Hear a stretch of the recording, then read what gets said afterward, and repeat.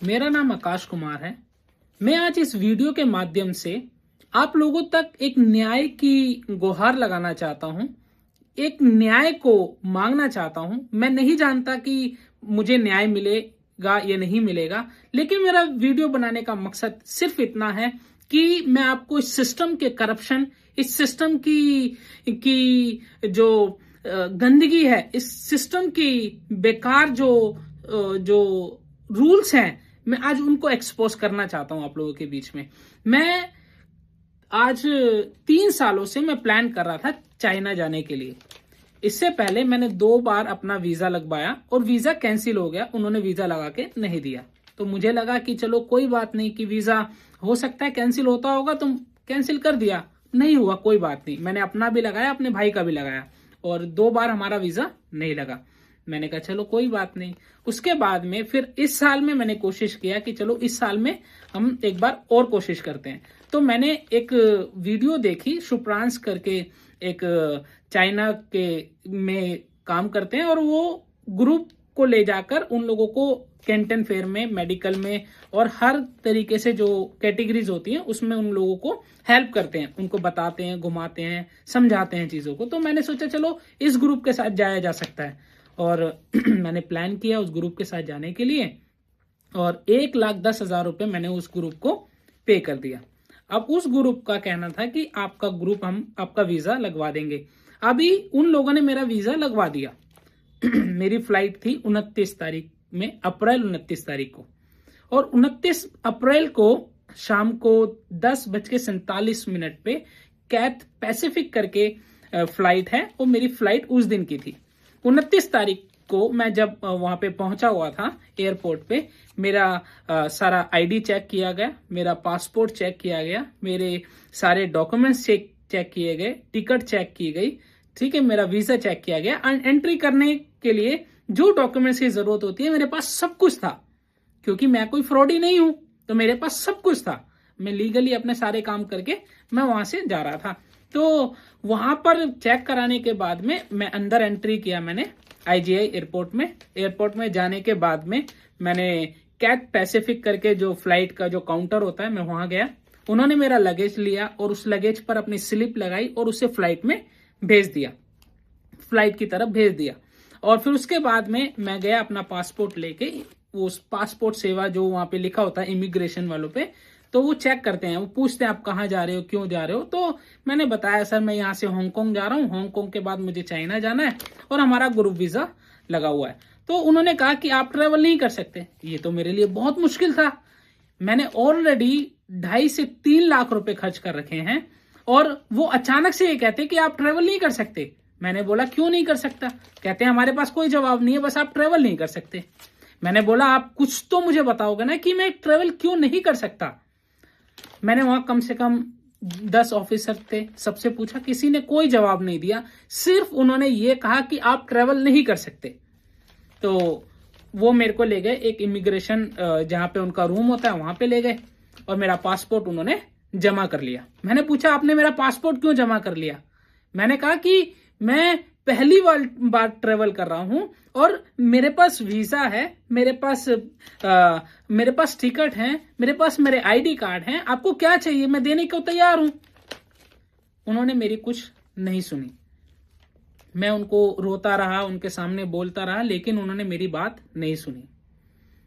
मैंने कहा मेरा 3 लाख का नुकसान हो जाएगा, आप प्लीज मेरी बात को समझिए। अगर मेरे पासपोर्ट में कोई दिक्कत थी तो अभी तक आपने कोई नोटिफिकेशन मुझे नहीं दिया। क्यों मुझे अभी तक आपने कोई नोटिफिकेशन मेरे घर तक या कोई पेपर मेरे घर तक नहीं भेजा, कोई एप्लीकेशन नहीं भेजी? ऐसा क्यों? क्या आपने जब वीजा लगाया, ग्रुप वीजा लगाया, तो आपको नहीं दिखा कि इनके पासपोर्ट में कोई दिक्कत है? अब जब मेरी टिकट भी हो गई, मेरा वीजा भी लग गया, मैंने उस ग्रुप को जिसके साथ मुझे जाना था मैंने पैसे भी दे दिया, चाइना में भी मैंने जहां जाना था वहां भी मैंने अपना कुछ एक्सपेंसेस किए, तो क्यों आप लोग एंड मोमेंट पे आके क्यों इस बात को कह रहे हैं? तो उन्होंने मुझे कोई जवाब नहीं दिया। उन्होंने कहा हम आपका पासपोर्ट जमा करेंगे और हम कुछ नहीं कह सकते ना। मैंने पूछा क्या आपके कंप्यूटर में कुछ शो कर रहा है कि क्या रीजन है? उन्हें कहा रीजन शो नहीं होता। मैंने बोला ये तो बहुत घटिया है आप लोगों का सिस्टम। कि आप लोग मेरा पासपोर्ट भी जमा करोगे और आप लोगों को मालूम भी नहीं है कि रीजन क्या है, बिना किसी रीजन के आप पासपोर्ट जमा कर लोगे। और उन्होंने मेरा पासपोर्ट जमा कर लिया। फिर उसके बाद में मुझे ले गए, मुझे ऐसे क्वेश्चन पूछते हैं कि क्या आप आतंकवादी तो नहीं है, क्या आपने कोई ऐसा टेररिस्ट काम तो नहीं करते, क्या आप कोई गलत काम तो नहीं करते, आप पे कोई केस तो नहीं चल रहे। इस तरीके से मुझसे क्वेश्चन करने लगे वहां के लोग, और मैं खुद हैरान हो गया इन बातों को सुनकर कि ये कहना क्या चाहते हैं। मैंने उनको कहा यदि मैं कुछ गलत व्यक्ति हूं तो मुझे यहां से जेल ले चलो, मैं तो जेल जाने को तैयार हूं। और उन्होंने मेरी कुछ सुनवाई नहीं करी। मैं बहुत परेशान हुआ, मेरा बहुत ज्यादा नुकसान हो गया, मैं बहुत रोया उन लोगों के सामने, लेकिन उन्होंने मेरी बात को नहीं सुना। मैं बस इस सिस्टम से और इन लोगों से इतना कहना चाहता हूं कि क्या आम जनता इसलिए है कि आप उनको परेशान करो। आपके लिए ये एक छोटी बात हो सकती है, मेरे लिए मेरी जिंदगी का बहुत बड़ा स्टेप था। मैं 3 साल से इस दिन का वेट कर रहा था, और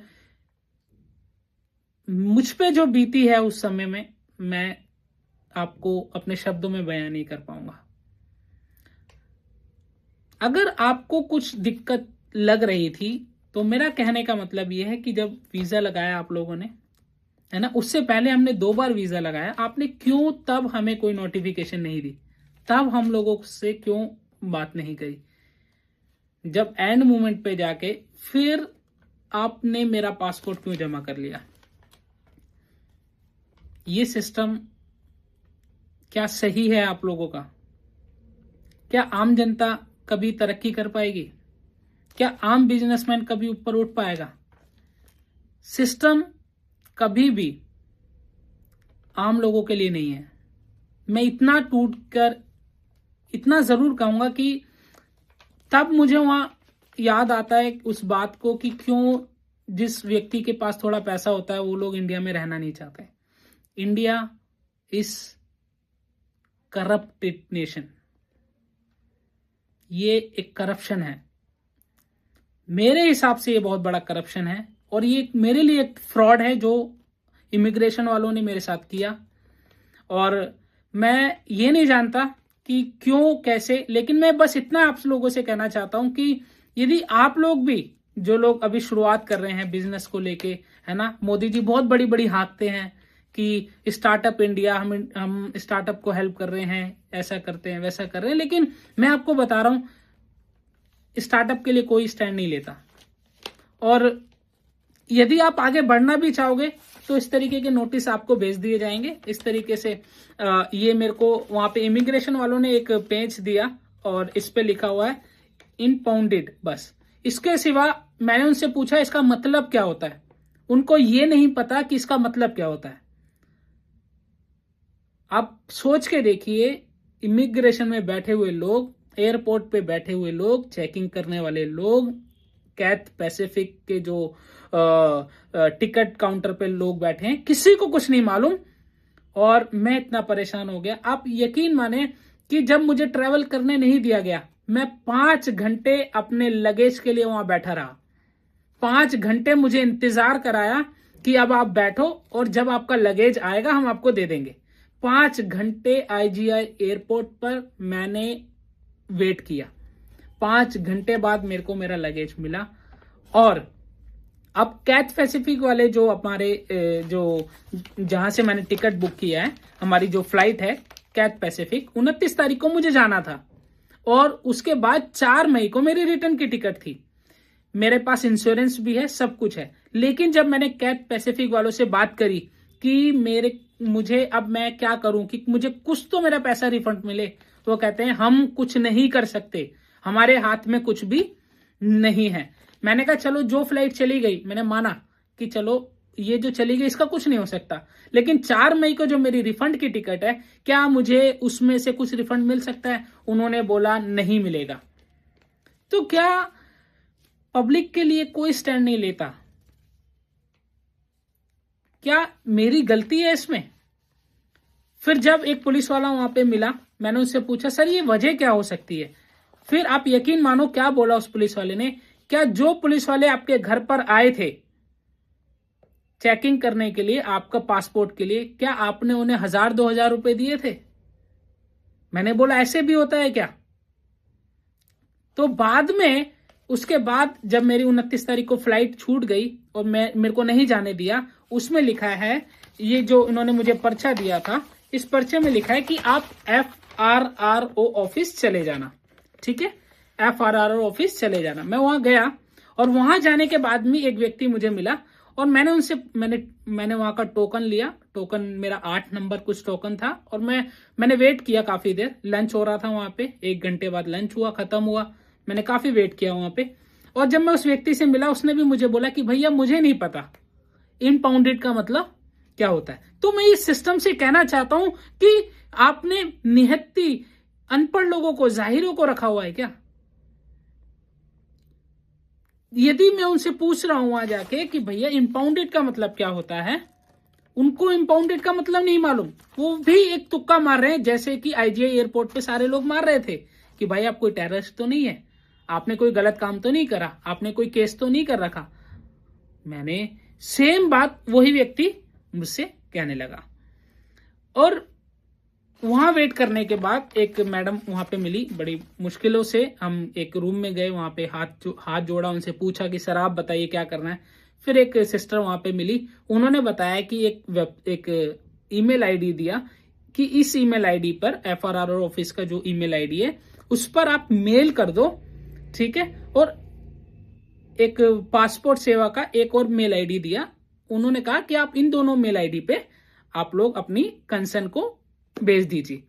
ठीक है, तो मैंने पूछा उससे क्या होगा। अब लेकिन मेरी गलती क्या है, अब जो मेरा पैसा चला गया, अब जो मेरा नुकसान हो गया, क्या इसकी भरपाई हो सकती है?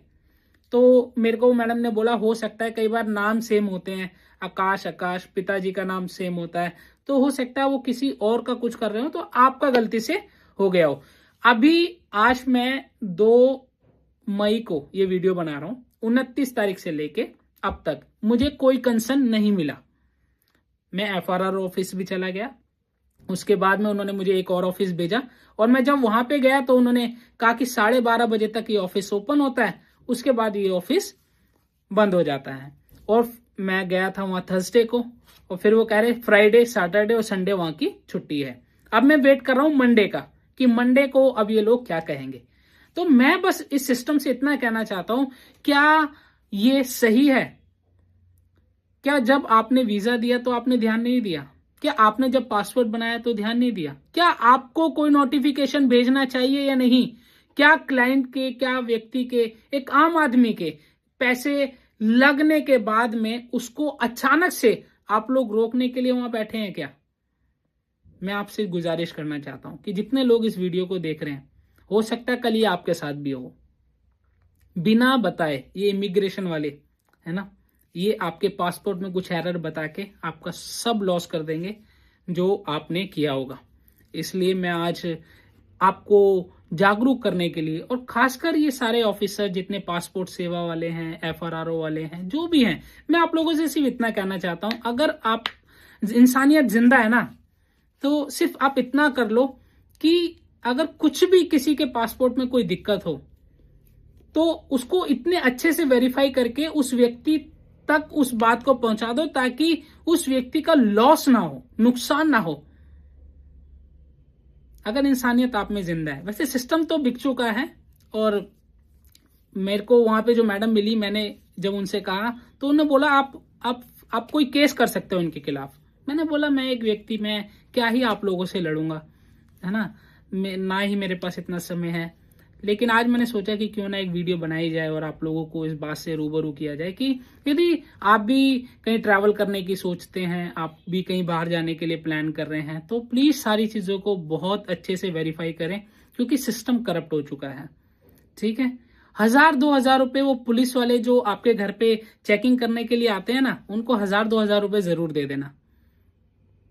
क्योंकि मुझे इस बात को वहीं IGI एयरपोर्ट पे किसी एक व्यक्ति ने कहा है कि हो सकता है आपने किसी को 1000-2000 रुपए नहीं दिए, इस वजह से आपके पासपोर्ट में ये दिक्कत हो गई। तो मैं आप सबसे रिक्वेस्ट करता हूं, प्लीज प्लीज मेरी इस बात को ज्यादातर लोगों तक पहुंचाएं और इस बात को समझें कि ये कंसर्न क्या है। और मेरे पास सारे डॉक्यूमेंट्स हैं, मैं इस वीडियो में आप लोगों को ज़रूर उसके लिंक भी अपलोड करूंगा जब मैं इस वीडियो को अपलोड करूंगा।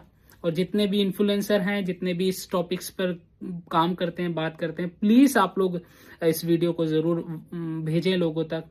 और मैं चाहता हूं कि गवर्नमेंट तक ये वीडियो पहुंचे ताकि आम लोग परेशान ना हो। नमस्कार।